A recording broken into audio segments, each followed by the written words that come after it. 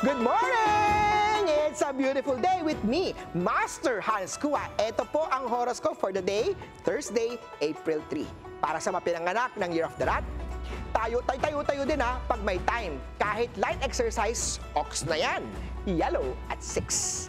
Year of the Ox naman tayo mag-aral ng bagong skills na makakatulong sa trabaho. Green at 1.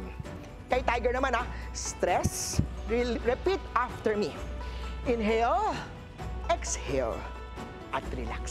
Smile, red at 4. Kay Rabbit naman tayo, ang pagtitipid ngayon ay magbibigay ng kasiguraduhan bukas.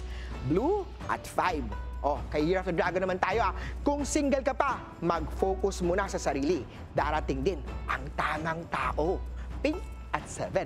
Kay Year of the Snake naman tayo, maganda ang darating na balita. Huwag sayangin ang opportunity.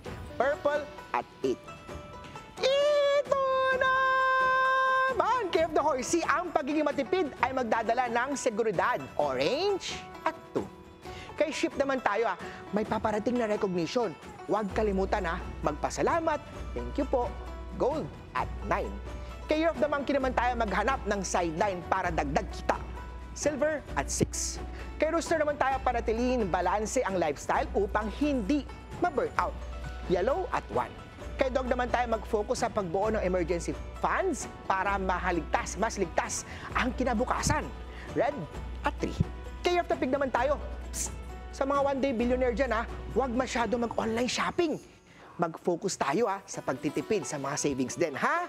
Blue at 6. Ako po, si Master Hans Kua. Paalala lang ito po'y patnubay lamang. Ang tunay na swerte ay nasa pagsisimula ng pagiging totoo mo. Abangan ang horoscope for the day dito lang po sa It's a Big